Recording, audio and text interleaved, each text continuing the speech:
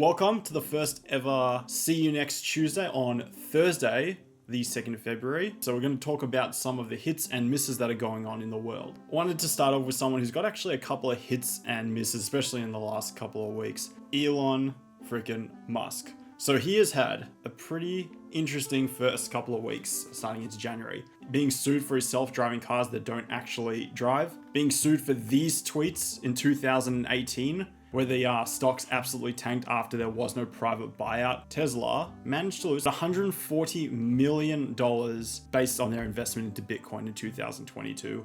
But despite all of that, Elon is hitting it big this week. Net worth went up a casual $28.3 billion this month. The Tesla stock just absolutely smashed it. There was a lot of concerns about the earning reports that were coming out for Tesla. The Tesla price has actually gone up like a significant amount, 4% today, but it's gone up like 14% in the last 5 days, which is massive for him, which has led to that $28 billion increase in his net worth. Despite the fact he lost, I think it was $200 billion.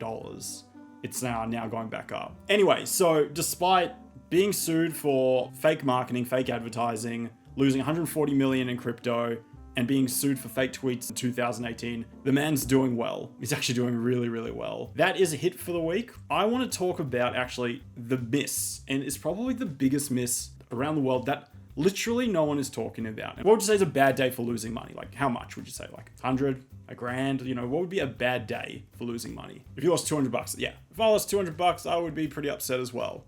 Well, I guarantee you will not feel as bad. Gautam Adani is the third richest person in the world. Well, he was the third richest person in the world until this week. He managed to lose $31 billion. A little bit about him is he owns the Adani Group in India, which is a conglomerate that owns ports, airports, power plants, coal mines, food companies, and more.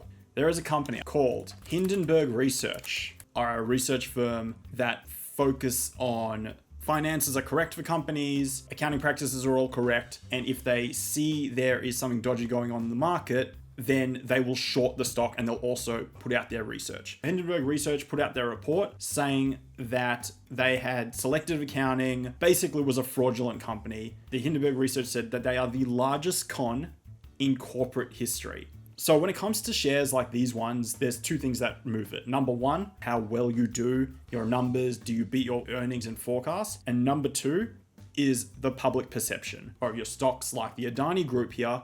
Someone's put out a research paper saying that you are fraudulent. People read into it, they start selling your shares, then other people see it, so they start selling their shares. And that ends up going into basically like a death spiral. As a result of it, 31 billion in 1 week. And as of earlier today, in the time Hindenburg Research put out their documentation and everything, Adani's market losses topped out $100 billion. A massive, massive miss to them. And, you know, if Hindenburg are correct, then good on them. Is he ruined? I don't think he's ruined yet. At one point he was worth 120 billion. He's down more. Miss for the old Adani. So I'm actually really interested to see what is happening with him. What's going to happen with him in the near future. Here's a question for you guys. What would be your hourly rate? What would you be happy with? Let's 3K. 3K, fair enough. Fair enough. It's a lot of money, but 3K now is pretty good. Someone has done a little bit better than that. And this is why I want to give a hit to Beyonce, because she did a concert in Dubai and earned $24 million in 1 hour. What the fuck? That is so much money for 1 hour's worth of work. Turns out they were opening a hotel in Dubai, Atlantis, the Royal Hotel, but the actual concert itself was 1 hour for $24 million and stayed in a $100,000 room a night. So good for her. Here's a question for the gamers out there. There's one war that might not ever end. It's this war here, the old console war. When you're picking your console of choice, have you thought about the political influence? Which console aligns with your political agenda? Have you taken that into account? Well, here's something for you. If you are an Xbox fan, then you are most likely supporting a communist, leftist, libtard movement. And that's not according to me. Conservatives They're accusing the Xbox of being woke. Xbox put out a press release saying that they were going to change the hardware option so when you leave it for a bit longer, it powers down as opposed to going to sleep. That was seen as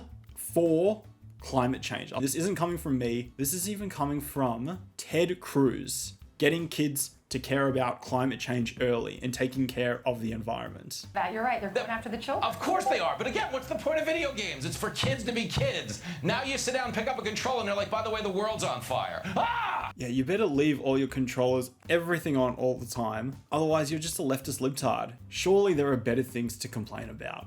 A big miss to Xbox for being climate conscious. I think we can all agree when it comes to sports. The best part about sports is that we love to see sponsorships. The more sponsorships, the better. It's the most important part. Is a big win. The UFC getting a brand new sponsorship deal with Logan Paul and KSI for Prime. They'll now be changing the name of the corners from the red and blue corner to the red and blue Prime Hydration Recovery Zone. Like, what the fuck are you talking about? That's not a thing. The differences from UFC 100, the number of sponsorships there were, to now UFC 265, which is the number of sponsorships there are now, which is just crazy. It's not like there's only one drink for the UFC. They have the Monster Energy drink, which is the official energy drink and official water. They've got Modelo, the official beer, Jose Cuervo, the official tequila, Howl Ahead, the official whiskey, and Wildcard, the official ready-to-drink vodka. In 2015, the UFC banned sponsorships for specific fighters. It used to be that fighters could have their own sponsors there, and they would actually make quite a bit of money. They would make just as much money from their sponsorships as they did from their